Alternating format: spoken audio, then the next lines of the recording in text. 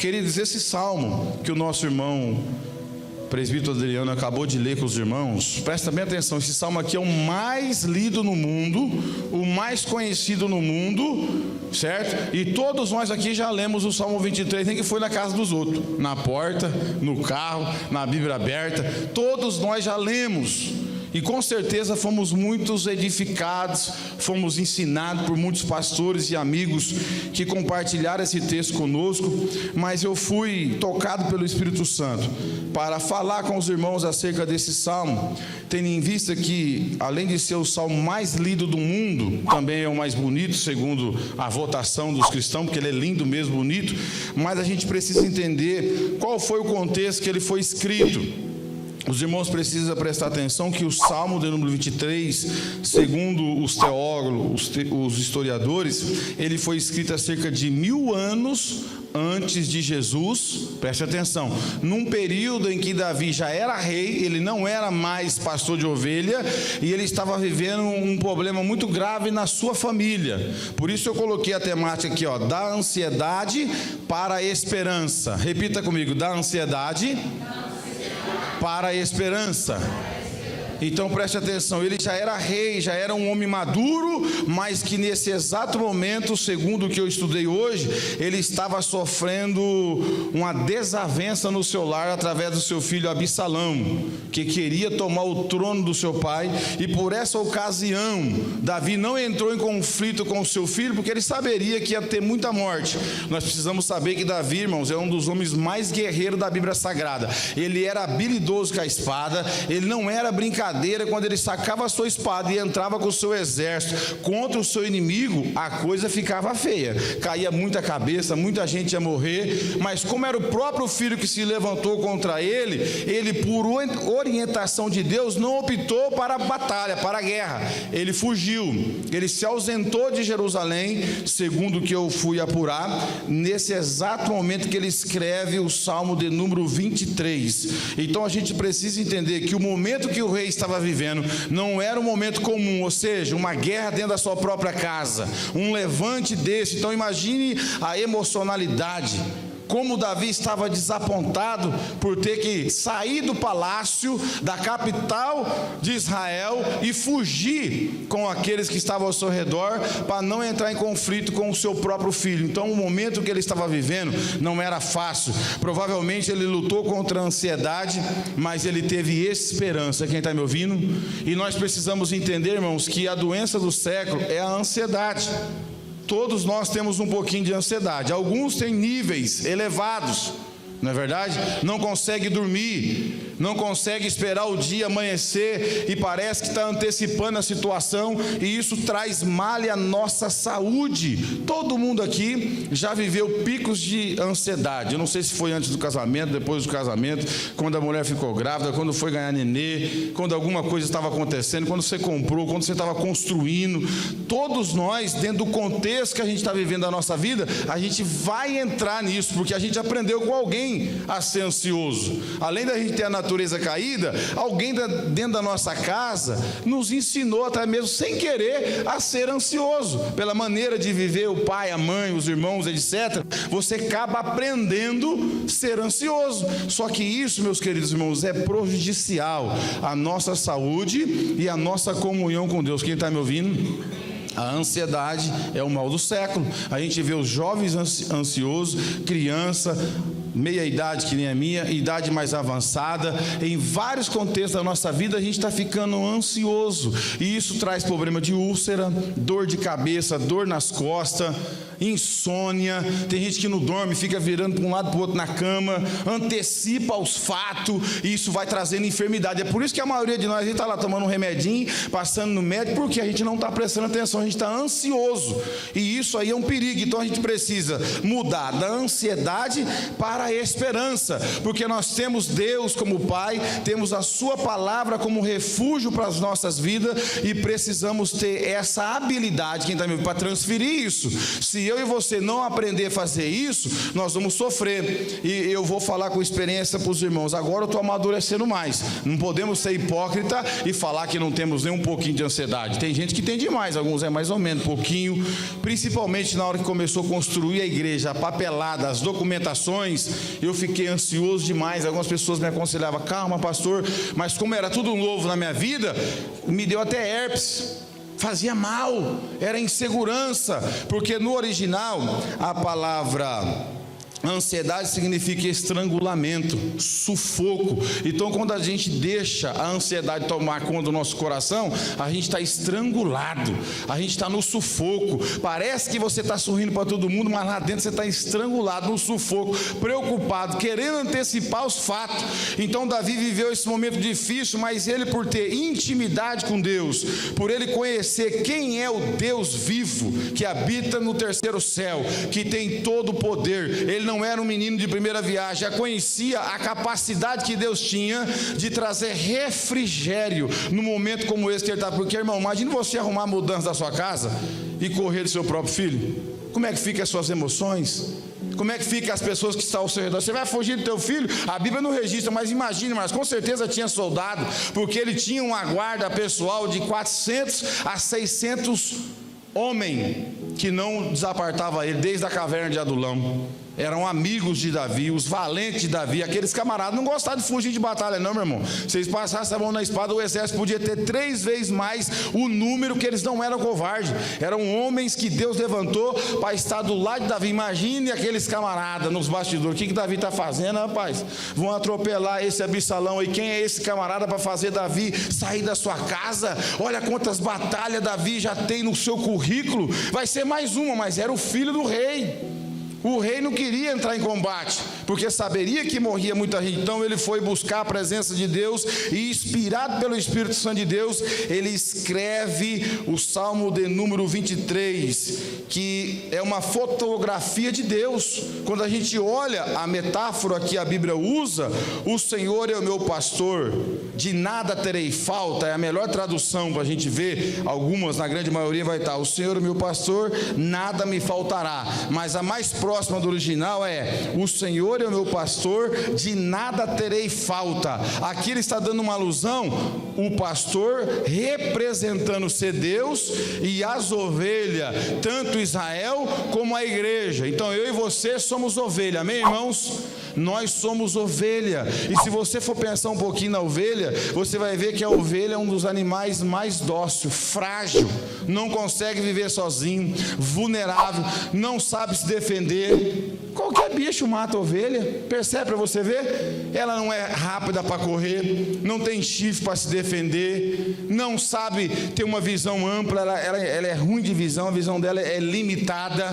Então aqui vai mostrando para nós o quanto nós devemos ser dependentes de Deus, como ovelha que depende do seu pastor para conduzir, para levar ela, para proteger ela, para dar segurança para ela, porque senão ela não resiste um único dia de vida sozinho, porque tem lobo, tem coiote, tem vários inimigos da ovelha observando o momento para poder pegar ela, mas ela depende do seu pastor. Então Davi, ao escrever o Senhor é o meu pastor, preste bem atenção que é uma declaração pessoal.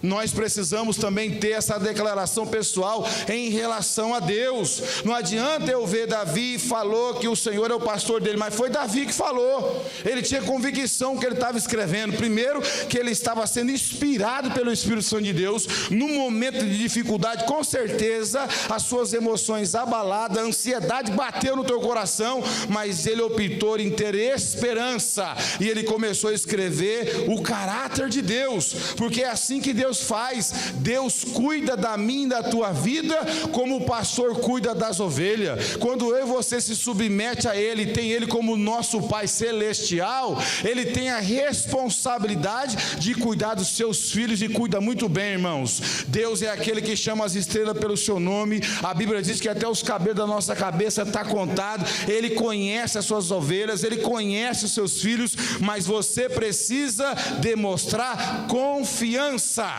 Porque olha só a envergadura deste salmo num período de fuga.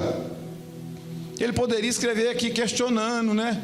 murmurando, demonstrando insegurança, mas ele mostra segurança, ele mostra relacionamento com Deus, e nós precisamos estar preparados para demonstrar o nosso nível de intimidade com Deus na tempestade, no momento adverso, quando as coisas fogem do nosso controle. Mas a grande maioria dos cristãos, nesse exato momento de adversidade, sofrimento, eles acabam dando mau testemunho, péssima confiança em Deus, porque a maioria sai da igreja, a maioria blasfema contra Jesus, questiona Deus. E Davi não questiona Deus, ele está fugindo do palácio, mas está chamando o Senhor de seu pastor.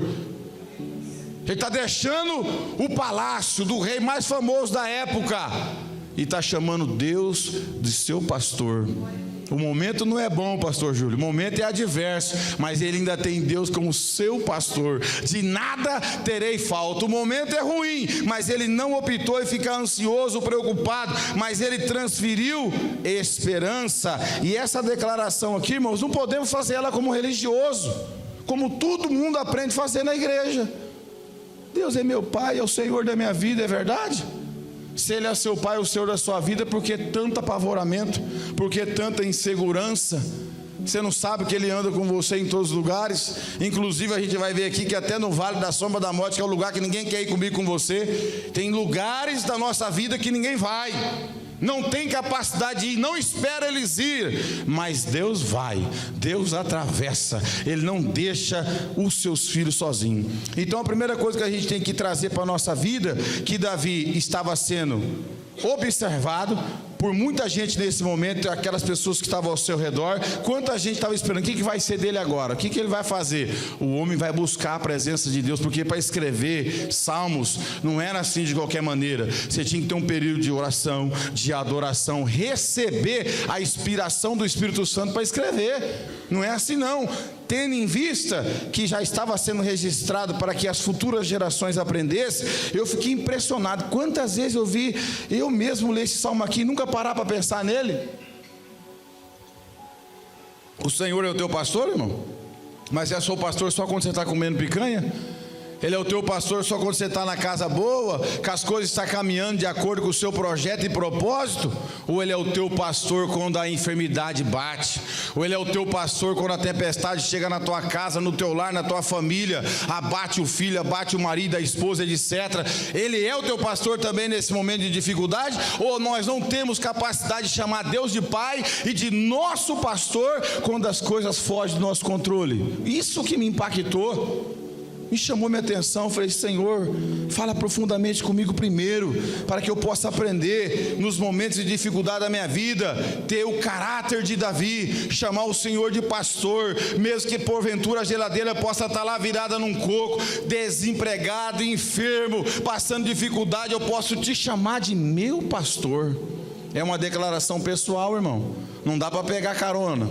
É algo individual. Isso fala do relacionamento pessoal que ele desenvolveu com Deus. Como ele era alguém que tinha relacionamento, intimidade com Deus, esse momento não abateu para ele ficar ansioso, estrangulado, sufocado, fugindo do próprio filho. A gente vê esse homem aqui ainda com paz para escrever um salmo tão profundo como esse. Por quê, pastor? Porque a intimidade dele, o relacionamento que ele tinha com Deus era muito mais forte do que o que ele estava vivendo. Preste atenção que você está ouvindo. Se o meu e o seu relacionamento com Deus for só aquelas cavadinhas superficial, irmãos, é qualquer dorzinha, é um relatório de enfermidade, a pessoa já está murmurando, ela não está adorando. Ela não está atribuindo que Deus está no controle de todas as coisas, porque é muito fácil interpretar Romanos 8:28, porque todas as coisas contribuem para o bem daqueles que amam a Deus, na hora de trocar de carro, na hora de comprar o rancho, na hora de receber promoção no trabalho. Também precisa ser aplicado quando o médico dá um diagnóstico que a gente não quer ouvir, quando a gente perde algumas coisas, quando há derrotas também na nossa vida. Também temos que ter a mesma coragem de fazer a mesma aplicação, não ser desleal com o texto, ou seja, subir aqui, todas as coisas cooperam para o bem daqueles que amam a Deus. Troquei de carro, Vai lá, Adriano, olha lá. Graças a Deus, isso também é de Deus. Mas e na hora que as coisas começam a fugir do meu controle, que precisa aumentar mais a minha dependência de Deus, eu tenho a capacidade de usar o mesmo texto? Ou eu vou ser desleal? Agora não serve para mim esse texto, pastor. Eu ranquei uma perna, como é que você quer que eu fale um negócio desse? Mas é assim que a Bíblia nos ensina, meus irmãos. Tudo dá graça. Às vezes a gente não tem essa capacidade. Veja como a gente é tão fraco. Gente, nós somos fracos, mas esse rei, ele me ensina, ele me inspira, porque ele é um poeta, ele é um adorador, ele é um guerreiro, ele é um rei, ele também é um profeta, mas no momento de dificuldade dele, ele fala: o Senhor é o meu pastor, de nada terei falta. Ou seja, Deus vai suprir tudo aquilo que eu precisar. Eu estou saindo aqui do palácio, mas aonde eu pôr a planta do meu pé, a provisão de Deus vai me acompanhar, porque é verdade, as bênçãos do Senhor não precisa ser buscada em forma de barganha como é ensinada hoje. O abençoado por Deus, ele é abençoado porque ele está aqui e as bênçãos vai acompanhando ele, segundo Deuteronômio capítulo 28. É assim na vida de Davi, aonde ele chegava, as bênçãos do Senhor chegavam com ele, porque de nada terei falta. Isso fala de confiança. Irmãos, nós precisamos cuidar da nossa fé. Tem gente que trata a fé como uma roupa velha. A fé precisa ser alimentada, crente. A fé precisa de exposição da palavra, leitura da palavra, escutar pregação em casa, no carro, na igreja. Não dá para deixar uma fé da forma que Deus quer, sem pregação, sem leitura da palavra de Deus. E Davi aqui agora demonstrou, todo mundo com certeza estava questionando ele. Esse rei não era acostumado a fugir, ele estava dentro da sua casa, todo mundo olhando para ele e ele demonstrando confiança, esperança, que Deus estava no controle de todas as coisas. E Deus é habilidoso, irmão. Talvez a gente se assuste com o tamanho da tempestade que está no nosso caminho, na nossa vida, mas se a gente descansar nele, ele com a sua habilidade entra com providência, a gente vai vendo as coisas se acalmar, voltar no seu devido lugar. Quem está me ouvindo aqui? Agora, se ficar ansioso, que nós somos sujeitos, somos fracos, a gente vai ficar estrangulado. Quem está estrangulado não adora a Deus, não. Quem está sufocado, ele está mexendo a boca, mas a alma dele está em angústia, a mente dele não está entronizada no trono de Deus, porque ele está preocupado como é que ele vai fazer com um problema que nem está na mão dele, está amanhã ainda. Então a pessoa já está vivendo o mês que vem, mas nem terminou esse mês. Isso traz problema de saúde, até num relacionamento de casal fica ruim, que a pessoa fica desequilibrada dentro da casa da gente. É uma correria desnecessária, uma preocupação terrível, é um negativismo terrível. E aí isso passa, viu? A fé influencia, mas também o negativismo influencia. Uma pessoa ansiosa, se ela não se tratar, não se cuidar na presença de Deus, ela vai deixar quem está perto dela também assim. Automático, você vai passar isso para alguém. Mas graças a Deus, o rei Davi disse: o Senhor é meu pastor. O contexto é ruim, nada terei falta, em verdes pastos me faz descansar, e para as águas tranquilas me guia em paz. Quem vai fazer descansar a minha e tua alma é Deus. Não adianta a gente colocar confiança no patrão, no amigo, nos relacionamentos que a gente tem, porque a gente é tendencioso a fazer isso. E é uma infantilidade tão grande da minha parte, da sua, quando a gente, por ter um certo nível de amizade, por ter um certo nível de relacionamento, acreditar que essa pessoa tem verde espaço para descansar a sua alma. Ninguém tem, irmão.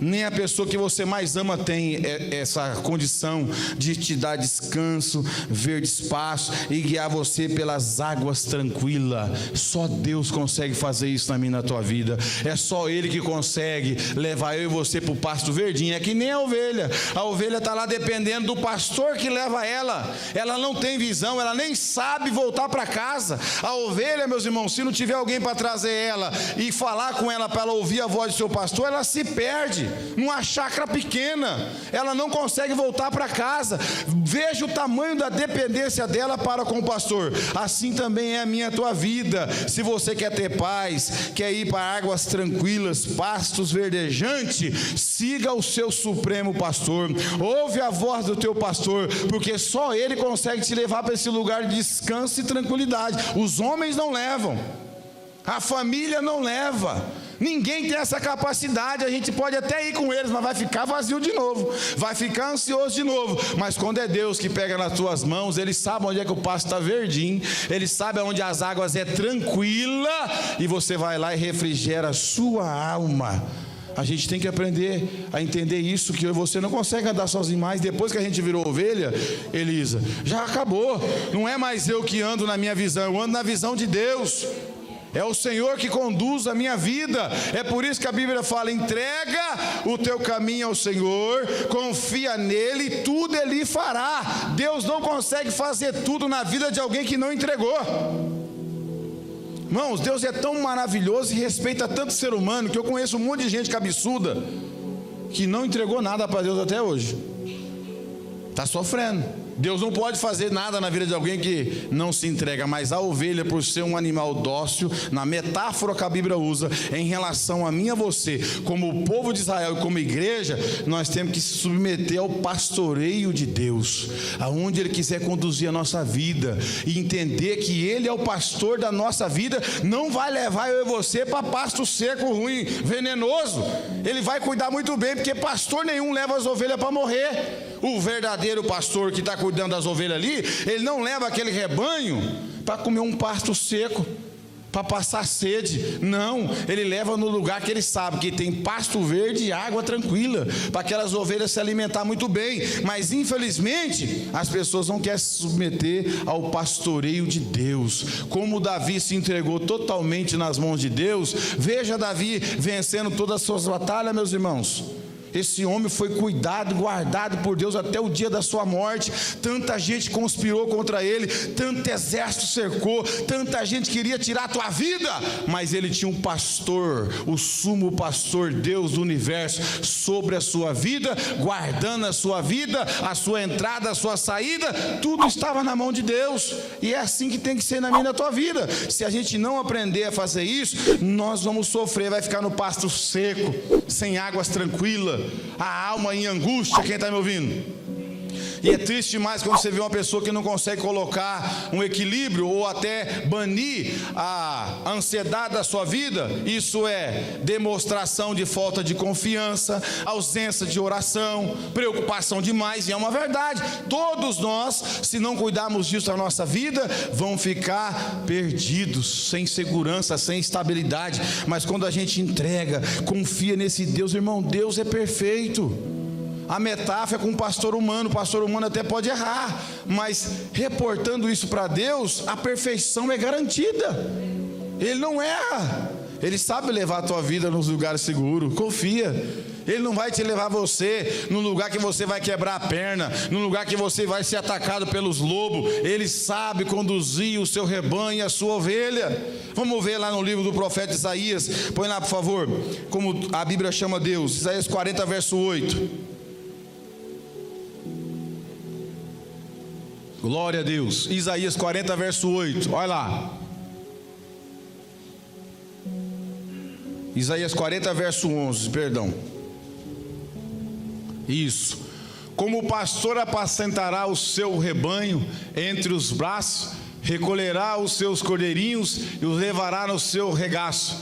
Aos que amamentam, ele as guiará mansamente. O texto fala de Deus que vai conduzir o seu povo de Israel. Assim, meus irmãos, tem que ser a nossa vida. Agora, você precisa ter característica de ovelha: dependência, dócil, humilde, ouvir a voz do seu pastor, ser submissa a essa voz, porque não tem como falar que é ovelha de Jesus se não aprendeu ainda a ouvir a sua voz. Então a gente precisa fazer essa transferência da ansiedade para a esperança. E quando eu vejo Davi falando, olha, ele vai, em verdade, em verdes pastos me faz descansar, eu tenho esperança, eu sei que vai ter descanso, pelas águas tranquilas e em paz ele vai me conduzir. Aí no verso 3 ele fala assim, ó: restaura-me o vigor e conduz-me no caminho da justiça por amor do seu nome. Ou seja, Davi não queria dar um passo que não seja na direção que Deus estava conduzindo. Isso aqui, meus irmãos, é tremendo. Quando qualquer crente aqui fazer isso na sua vida: Senhor, não permita que eu venha dar um passo da minha vida que não seja na retidão, que não seja no caminho que te agrada, porque a Bíblia fala: há caminhos que parecem direito, mas o seu fim conduz à morte.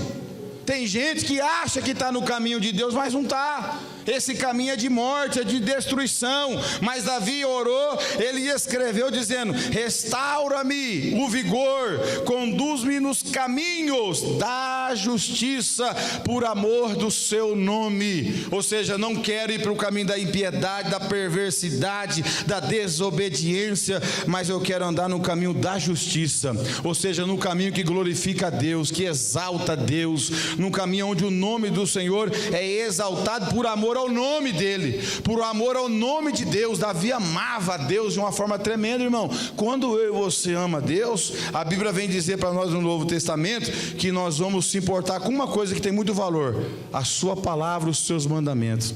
Verdadeiramente sereis meus discípulos se guardares os meus mandamentos. É guardar os caminhos, é estar no caminho, na retidão. É difícil, pastor? Claro que é, sempre foi. Não vai ser fácil, nem para mim, nem para os senhores, mas nós precisamos pedir a Deus que Ele venha nos guiar no caminho da justiça, irmão. Tanta gente tropeçando, tanta gente se desviando nesse tempo que nós estamos vivendo agora. Você consegue lembrar agora de tanta gente que não está no caminho da justiça? E é uma tristeza muito grande. Gente que adorou a Deus comigo, com você aqui, que estava dando glória a Deus aqui, que pulava aqui dentro, que falava em línguas estranhas, que pregava, mas aonde está hoje? No caminho da impiedade, no caminho da perversidade, do pecado. Porque não prestaram atenção, não glorificaram a Deus nos seus caminhos. Então a gente precisa se preocupar com isso. O que você vai fazer vai glorificar a Deus? Deus está conduzindo a tua vida? Caso contrário, não faça tal coisa, porque para se desviar da verdade é fácil, irmão. Um dia só, uma decisão errada, a gente sai do caminho apertado, já cai para a avenidona que está aberta do nosso lado. Tem uma avenida aberta do nosso lado. Nós estamos aqui no caminho das ovelhas, que ouve a voz do seu pastor, que depende dele para tudo, mas do nosso lado tem uma avenida aberta e ela é grande. Todo dia tem uma voz: vem para cá, aí está apertado demais, vem para o lado de cá, não vou exigir muita coisa não, faz aqui, ó, o espaço que você tem para andar aqui. Mas aqueles que são obedientes ficam no caminho da justiça, por amor do nome do Senhor. Porque cada crente afastado e desviado, é o nome de Deus que está sendo desprezado e zombado. Mas não era crente? Quantas vezes eu já ouvi isso? Não estava lá na igreja, afastou de novo, desviou outra vez. É o que os ímpios faz quando ele vê o justo se desviar do seu caminho. Ao mesmo tempo que o ímpio pode glorificar a Deus se a gente ficar no caminho, como diz a Bíblia em Mateus 5,16, que a vossa luz resplandeça diante dos homens, para que vejam as vossas boas obras e glorifiquem o vosso Pai que está no céu. Os ímpios podem glorificar a Deus se eu e você ficar no caminho de justiça, mas os mesmos ímpios podem zombar a Deus se a gente se desviar. Mas você não era o crente, você não adorava a Deus? Quem nunca ouviu isso, irmão? As pessoas olhar: mas você não vivia dentro da igreja, o jeito que está lá hoje? São aquelas pessoas que não estão andando no caminho de justiça. Então Davi não queria desviar, Davi não queria decepcionar a Deus, Davi queria honrar o nome do Senhor, por amor do nome dele. Ele não queria andar em caminhos de injustiça. Isso é profundo, a gente precisa prestar atenção, irmãos. Tem tanta gente hoje que eu fico olhando assim: meu Deus do céu, como é que a pessoa tem coragem de deixar Jesus, como o Márcio falou aqui, e Deus usou sua boca? Como é que tem pessoas que conseguem olhar para o que Jesus fez por ela, ser considerado maldito?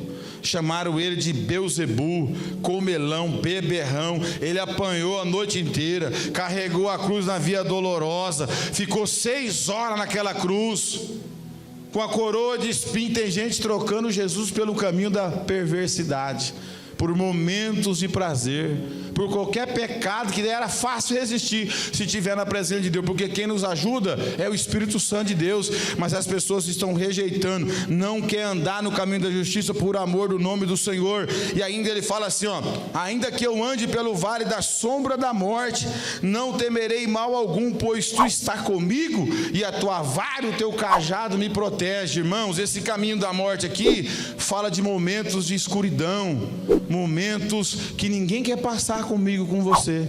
Talvez eu falo com pessoas aqui que já atravessou momentos que ninguém conseguiu passar com você aquele momento, porque também não adianta a gente esperar a pessoa querer passar comigo, com você no vale da morte. Aquelas conversas que a gente foi: eu pego a sua doença para mim, eu queria estar no seu lugar, para sofrer no seu lugar. Irmão, isso não é verdade. Isso é um momento ali de desespero, talvez de um pai, de uma mãe. Nós não temos essa capacidade. O único que pode atravessar comigo, com você, no vale da sombra da morte, quando você está no hospital ali, aqueles que ficaram entubados, aqueles que estão passando por momentos difíceis em cirurgias, enfermidades incuráveis, só Deus consegue atravessar comigo, com você naquele momento, e você sentir a presença dele, porque ele tem esse poder, o ser humano não tem. Então Davi sabia que mesmo ele passando no vale da sombra da morte, porque a cabeça dele estava a prêmio. Imagine o tamanho da conspiração que Absalão fez, a proposta que ele fez para os generais que estavam com ele, soldados, as pessoas ali que faziam parte do clero, dos reis da época. Não, você vai ser isso, isso, aquilo, vamos derrubar meu pai. Ele conspirou, foi arquitetado, algo planejado, muita coisa estava em jogo, cargos importantes foram sugeridos para fortalecer o exército de Absalão. Então Davi sim estava passando pelo vale da sombra da morte, tinha pessoas interessadas na sua cabeça, muita gente que não gostava dele. Ou vocês acham que todo mundo vai gostar de mim, de você? Vai ter gente que não vai com o nosso jeito, principalmente se Deus te ungir, como ungiu Davi, principalmente se Deus separar você, te dar capacidade, poder para você fazer alguma coisa, para que o nome dele seja glorificado. Imagine quanta gente tinha raiva de Davi. Então ele falou: ainda que eu ande, é eu, não é quem está comigo, porque as pessoas querem a minha cabeça. Ele está falando: ainda que eu ande pelo vale da sombra da morte,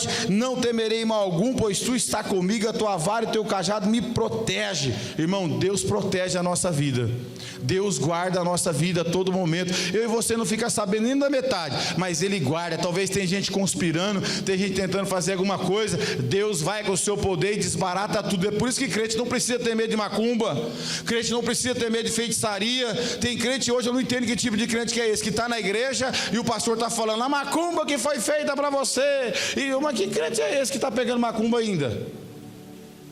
O nosso Deus é o nosso pastor, Ele cuida das suas ovelhas.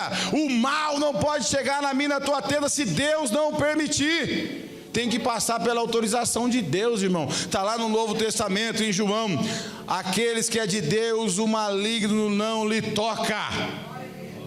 Não lhe toca. Se você está dentro do aprisco do Senhor, pode fazer macumba, pode fazer o que quiser. Se isso fosse verdade, o diabo tinha parado a igreja. O diabo odeia a igreja, o diabo odeia os pastores, os evangelistas, os diáconos, os crentes. Se fosse verdade, ele já tinha parado a igreja. Mas a Bíblia diz: edificarei a minha igreja e as portas do inferno não prevalecerão contra. Então não tem medo de olho gordo. Eu não sei que tem alguns cultos esquisitos, é o culto da quebra da maldição, é o culto não sei o que do olho gordo. Eu estou preocupado com o olho gordo, irmão? Quem me guarda, a Bíblia diz em Provérbios capítulo 15, que os olhos do Senhor estão em todo lugar, contemplando os bons e os maus. Ele me contempla, Ele sabe de tudo, Ele me guarda. Então Davi estava falando: se eu andar no vale, eu não estou sozinho, Ele está comigo. Olha que tremendo isso, irmão. Se você entrar no vale, você não está sozinho, Ele está com você em todos os lugares que a gente for. Deus guarda a nossa vida, irmão. Eu já não era nem crente direito, Deus me guardou. O camarada pulou com um punhal por cima, meteu a punhalada no rumo do meu peito, pegou no braço, Deus me guardou. Eles ficavam caçando de carro, Deus me escondia. Eu não tinha dinheiro para ter uma arma, eu não tinha segurança, não tinha nada. Andava na bicicleta e um carro me caçando com 3 pessoas dentro. E Deus resolveu me guardar e ninguém me achou. Se Ele resolver guardar eu e você, ninguém acha. O inimigo passa pela nossa presença, mas não consegue reconhecer, porque o nosso pastor está conosco no vale da sombra. Nós precisamos confiar nisso. Davi nos ensina: tu preparas o banquete para mim na presença dos meus inimigos, me honras, ungindo a minha cabeça com óleo e fazendo transbordar o meu cálice. Isso fala de bênção, de honra, de proteção, de alguém que Deus separou, porque o Salmo de número 89, 20 fala que Deus: achei a Davi meu servo, e com meu santo óleo a ungir. Quando Deus te recebeu como filho, você já é ungido, irmão. Não tire isso da sua cabeça, o crente já é ungido, porque Deus nos comprou pelo sangue de Jesus, não foi por prata nem por ouro, mas pelo um preço de sangue. Nós já somos dele, estamos pertencendo ao seu aprisco. Então precisamos ter tranquilidade que os nossos inimigos não vai ter êxito sobre a minha e a tua vida, pode ter certeza disso. Agora o que me chama a atenção é que quem é o teu pastor? Quem é o pastor da tua vida? Não sou eu apenas aqui não. Eu sou um pastor das ovelhas com responsabilidade de ensinar. Mas o sumo pastor da minha e da tua vida é Jesus. E o que nós devemos fazer para Jesus ser o nosso pastor? Se submeter a Ele, se entregar totalmente a Ele, fazer a sua vontade. E se Ele é o Senhor da nossa vida, nós temos que aprender a fazer a sua vontade, irmão. Porque tem pessoas que falam assim: o Jesus é o Senhor da minha vida, Ele manda na minha vida. Mas a gente percebe que a pessoa não carrega obediência, que a pessoa não carrega submissão. E isso não pode estar sendo verdade. Porque quando você se entrega a Jesus, Ele faz uma obra no teu coração, na tua vida, que você passa a ser submisso, você passa a entregar totalmente a sua vida aos seus cuidados. Você não vai passar mais a fazer a sua vontade. A gente precisa entender isso, irmão. E eu fico pensando, meu Deus, ajuda esse crente.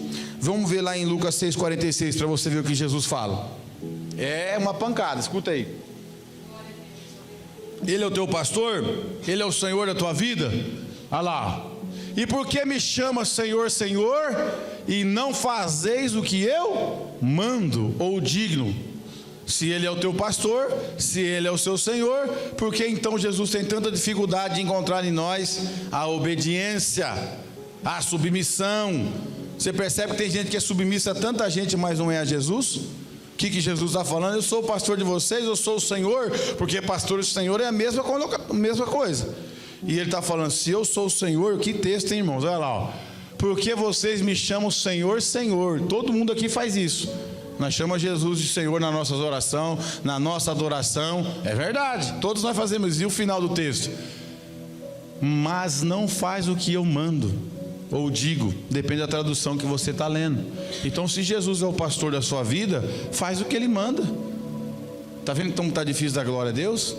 Ele é o pastor da sua vida só para pular na tua frente e defender você do lobo, do leão. Mas e quando Ele fala? E quando Ele manda? E quando Ele pede? Por que a gente não se submete? Eu fui confrontado com essa palavra. Eu pedi perdão a Deus, que eu também desobedeço. Também não faço tudo que Jesus manda não. Tem hora que eu fico relutando.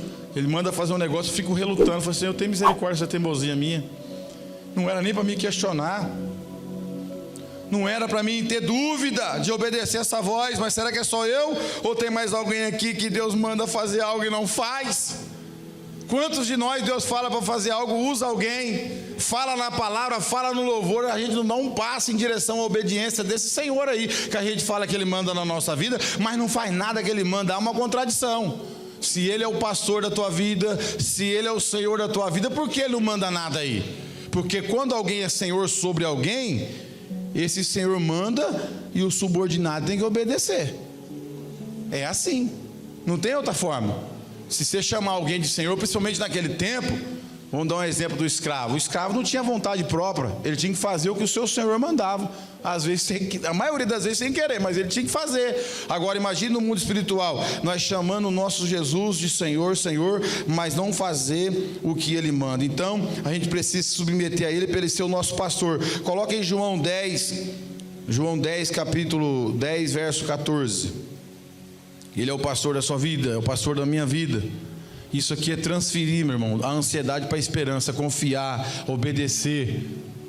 Eu sou o bom pastor, conheço as minhas ovelhas e elas me conhecem. Está aí o segredo. Esse negócio da pessoa não conhecer Jesus em nada. Jesus conhece as suas ovelhas, irmão. Todas que são dele é dele. Não há confusão. Ele sabe aquele que lhe pertence e aquele que ainda não é do seu aprisco. Mas é tremendo isso aqui, ó. Eu sou o bom pastor, conheço as minhas ovelhas. Se você é ovelha de Jesus, Ele te conhece, sabe o que você está passando, sabe das suas limitações, sabe do que você precisa, porque o pastor sabe o que a ovelha precisa. Na hora de tomar água, ele toma água. Na hora de deitar, de descansar, ele sabe como proceder no bom cuidado com a ovelha. E é tão lindo isso aqui, irmãos. Eu sou o bom pastor. Talvez o pastor Alessandro com certeza não vai atender a perspectiva de ninguém, porque eu também estou nesse contexto de ter ele como nosso pastor. Conheço as minhas ovelhas e elas me conhecem. Isso aqui é um fato interessante. Tem tanta gente no nosso meio que não conhece o seu Senhor ainda, não conhece por negligência, não pega uma Bíblia para ler, não pega uma revistinha da escola bíblica dominical, mas nem se pagar para ele, pagar R$100, lê essa revista abençoada, eu te dou R$100, ele não vai pegar. Então é uma das evidências que ele não conhece, porque dá para conhecer Deus através da pregação ouvindo, da oração e da leitura da palavra de Deus. Como é que eu vou servir um Jesus, mas que eu não conheço a sua vontade, não sei o que Ele quer, não sei a maneira que Ele quer que eu conduza a minha vida? Então Ele está dizendo, as minhas ovelhas me conhecem. Eu vou fazer essa pergunta aqui, irmão. Quem aqui conhece Jesus? Não é difícil você falar, Jesus é maravilhoso. Você conhece Ele porque Ele perdoou teus pecados.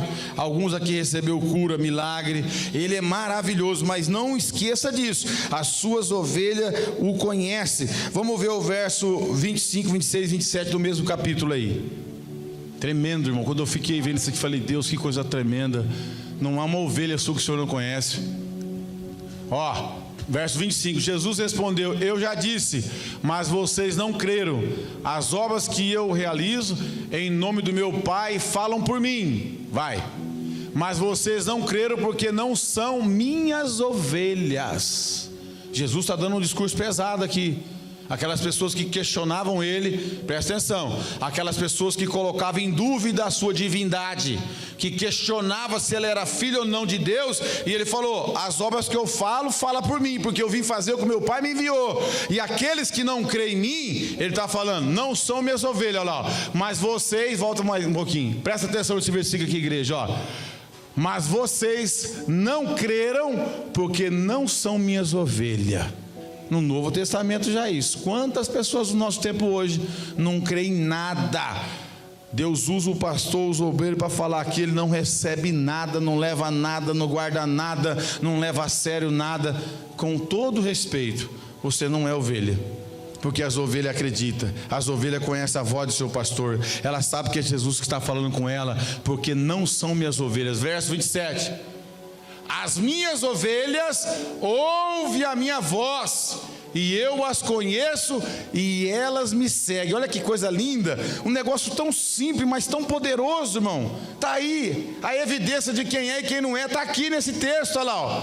As minhas ovelhas ouvem a minha voz. Eu te pergunto, você está ouvindo a voz de Deus? Pastor, como que eu vou ouvir a voz de Deus? Um louvor, você pode ouvir a voz de Deus, um louvor cristocêntrico. Uma pregação, você vê a voz de Deus, uma pregação cristocêntrica, Cristo no centro. Você pode ouvir a voz de Deus na oração, alguém orando por você. Você pode ouvir a voz de Deus, só que você tem que conhecer essa voz lá no teu espírito, porque as minhas ovelhas ouvem a minha voz. Eu as conheço, e aqui é onde nós pegamos os mentirosos. É aqui onde os crentes, entre aspas, cai por terra, porque já que é ovelha, está no texto aí. O que elas fazem? Está lá, olha que coisa linda, está ali.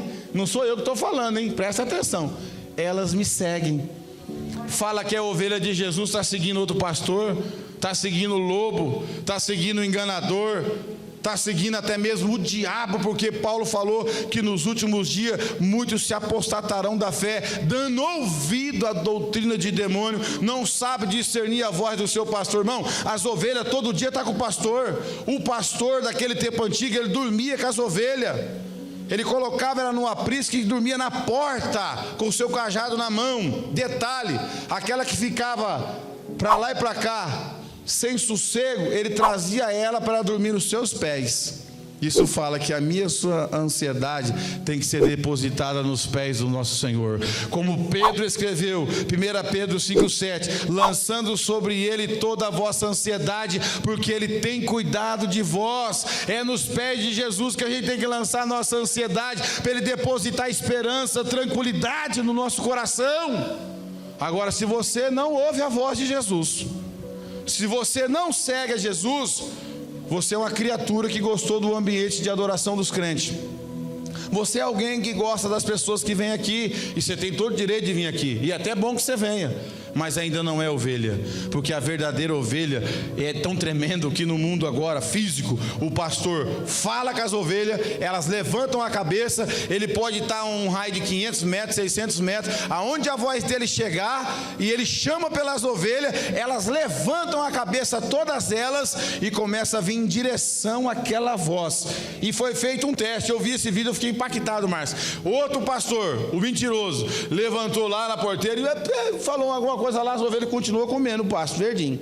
Não reconheceu a voz daquele pastor que não era o pastor. Aí tirou ele e o pastor oficial pegou e começou a falar com as ovelhas, automático. Todas elas se levantou e veio em direção à voz do verdadeiro pastor, que cuida delas, que leva ela para os pastos verdes, pelas águas tranquilas. Assim é o crente, ele não é enganado pelo falso pastor. Quem está me ouvindo? Ele não é enganado pela voz do diabo, ele segue, irmãos. Então que você possa colocar como missão da sua vida, seguir a Jesus, levar isso muito a sério, porque a única esperança para mim e para você é ser ovelha e seguir Jesus até o final da nossa vida. Põe aí para nós encerrar 2 minutos, eu estou indo embora. Hebreus 13:20. Muda então a partir de hoje, tá bom? Você vai orar hoje, como eu fiz essa oração algum tempo atrás, que eu estava assim. Até os crentes estavam falando comigo, eu estava ouvindo os crentes, porque a humildade tem que estar no nosso coração. Pastor, descansa, fica tranquilo, Deus está no comando. E foi verdade. Eu todo dia estou aprendendo a entrar na provisão de Deus. Hebreus 13:20. O Deus da paz, que pelo sangue da aliança eterna trouxe de volta dentre os mortos o nosso Senhor Jesus, o grande pastor das... Cadê os irmãos que estão comigo aqui? Jesus é pastor de ovelha, não é pastor de bode, não. É ovelha, dócil, manso, que depende, entendeu? Que se submete, ouve a sua voz e segue. Tem um monte de gente, irmão, você está falando que é ovelha de Jesus, não tem um lugar para adoração, não é submissa a nenhuma autoridade, a ovelha sozinha morre. Não tem possibilidade de uma ovelha ficar sozinha, ela não sabe nem voltar para casa, ela é frágil, ela não enxerga bem, não sabe se defender. Qual é a chance da gente sobreviver se a gente não tiver num aprisco de Jesus, junto um ao lado do outro? Não existe nenhuma. Mas se a gente está unido junto, num aprisco, ouvindo a voz de Jesus, nós vamos até o final, porque esse texto é lindo. Eu já li ele, mas não tinha prestado atenção não. Hoje eu parei para prestar atenção nele, eu vou ler de novo. Vocês podem me acompanhar para nós encerrar? Olha que lindo isso aqui. O Deus da paz, que pelo sangue da nova aliança eterna trouxe de volta dentre os mortos o nosso Senhor Jesus, o grande pastor das ovelhas. Se você for ovelha, você vai conhecer Jesus como Ele é, e quando a trombeta soar, nós vamos ouvir a voz e vamos todos subir ao encontro dele nos ares para toda a eternidade. Para tanto, seja ovelha, deixa de ficar ansioso, tenha isso, esperança, confiança, como o rei Davi teve, e Deus segue abençoando a minha e a tua vida, e que nós possamos dar graças a Deus. Deus abençoe os irmãos. Eu tenho certeza que alguém vai orar hoje assim: Senhor, me ajuda a ter a confiança de Davi. Senhor, tira essa ansiedade do meu coração, essa preocupação, me dá graça.